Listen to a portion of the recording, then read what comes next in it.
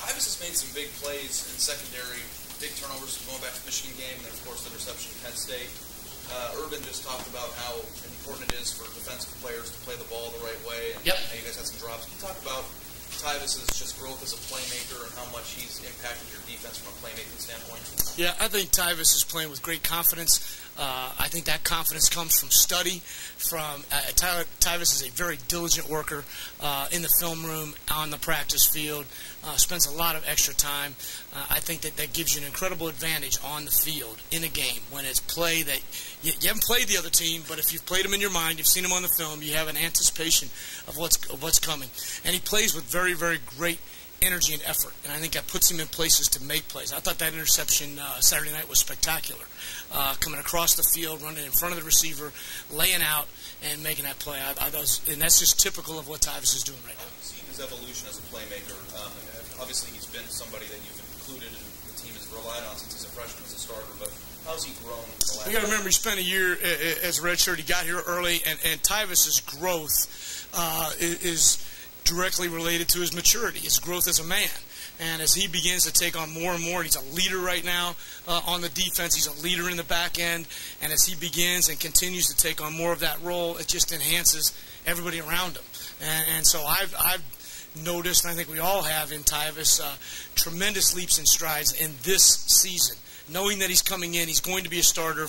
You know, none of that's. There's a difference when you're fighting to get a job and when you have a job, and he's got a job, and so he can take another step, I think, in his development that way. Kerry, Coach Meyer was talking about how well the defense plays at Penn State, except for that last drive of regulation. What do you think?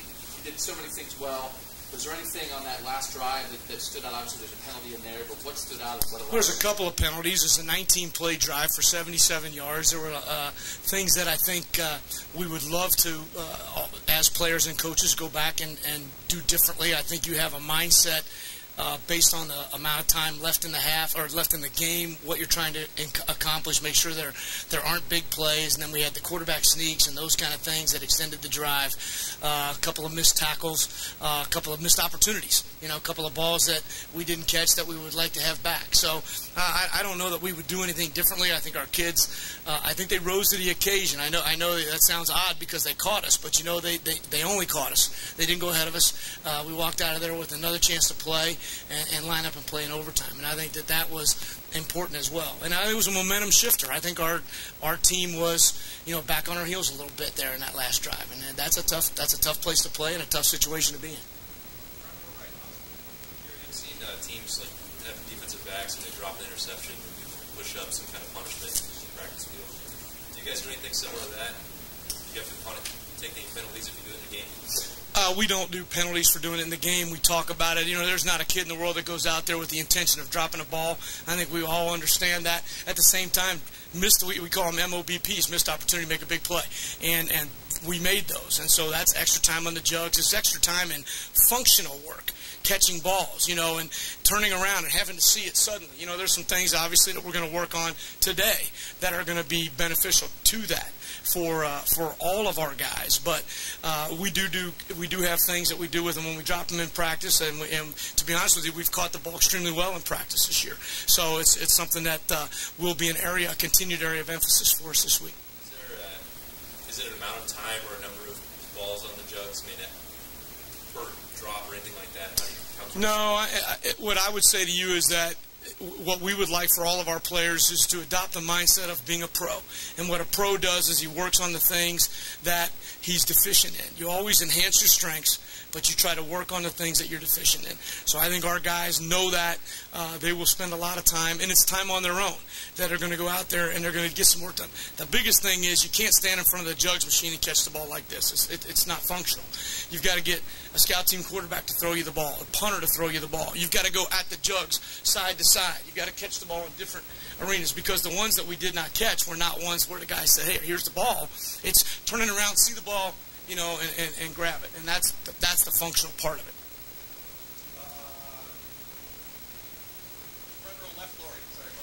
It's okay. Do you have write them down in order? Is that what you do? Illinois has gone from when Wes Monk was quarterback, throwing about 61% of the time, to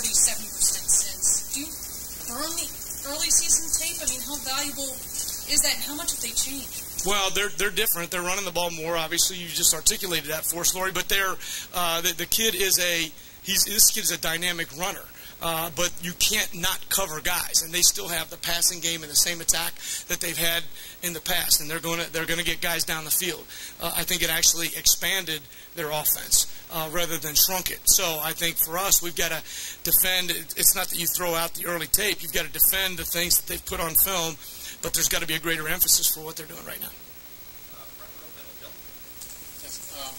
Do you think that kind of the near-death experience Saturday will really pay off? Near death. It's a little strong. A little strong, Bill. A little strong. Do I think what about it? How much do you think that'll benefit you? I will say this. That was a great character win. That was a great character win. You're not supposed to win in that situation. You get caught from behind in an environment like that and then go behind in overtime going into their student section. You are not supposed to win that game. The only way you win that game is if the men on your team are men of incredible character and resilience, and they are. And that was a fantastic finish. Do I think it makes a difference this week? I don't know. I think this. You can look every guy in that locker room in the eye and say, you have proved something to yourself and your teammates about the kind of man you are. Now let's go enhance that this week. Let's take that energy, let's take how we finished that game, and let's let it carry us forward. So yeah, I think it can be a great benefit. Fix the things that allowed us to get caught. But let's don't forget now, we were in a tough environment, and we came out on top. Special teams question. Yeah. How valuable is Cameron Johnson? Again, kind of an easy question. Well, I'm going to be honest with you. And it's not just Cameron, but Cameron is remarkable. I've got him down for 19 punts now, and I think 12 of the 19 have been on the 11-yard line in, which is a ridiculous number. It's the function of who we are as a football team. It's the plan to win. We are not going to hesitate to punt when the ball is there at the midfield, 45, 40-yard line to pin them down. We've kept great track of where we are. We're number one in the country in field position differential offensively and defensively, and that is a huge factor for us. We talk about it every week as an entire team, and everybody's responsible. The offense is responsible for getting a couple of first downs. The defense is responsible for 3 and outs. We're all responsible for ball security because those make a factor in field position. And then our units, our coverage units, our kickoff and punt team have to get down the field and hold our guys, hold the other team down inside the areas where we want them to be. Our returners have to pop the ball out. We've been doing much better in those phases of the game. And then you have to have your specialists perform. You know, your long snapper's got to be great. Your punter's got to be great. And your kicker's got to be great. And Cameron Johnson right now, I don't know that there can be anybody better in the country at doing what he does. Practice on Thursday is an amazing thing because we ask him to drop that ball on the 8-yard line, and I cannot tell you how many times that ball hits the 8-yard line when he's working that drill. I mean, it's like telling a guy to take his pitching wedge out there and put it in a hole, and he just keeps doing it. And so he's very, very valuable. How much does Illinois' win over Minnesota on Saturday help you guys to get your players to focus on Illinois? I'll be honest with you, to me, that's a non-factor. We didn't play well last year when we were there. Our kids they know that defensively.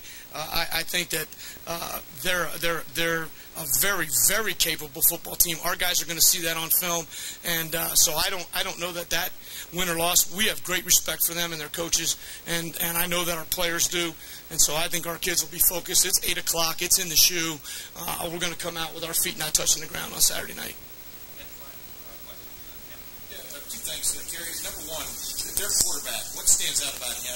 Obviously he's had to step it up with Lund getting hurt and stuff. But what just stands out about his play? He's making plays. He's a playmaker. And, whether he's running the ball, distributing the ball to a variety of receivers, reading the option game, he is a playmaker. And I think he's got great momentum right now. And so to me, that's what stands out. You don't say, like last week, you would say, well, that kid is a big, tall gunslinger, got a strong arm, right? This guy is a playmaker. Dorian Grant the other day had a Batman T-shirt on. And we asked him, well, who's your Robin? And he named you. Oh, he did he? My point is, if you see him... We may have a little conversation with Duran today. I'm his Robin. I thought you were like Alfred. Anyway. He's the Joker. We're going to have an issue here.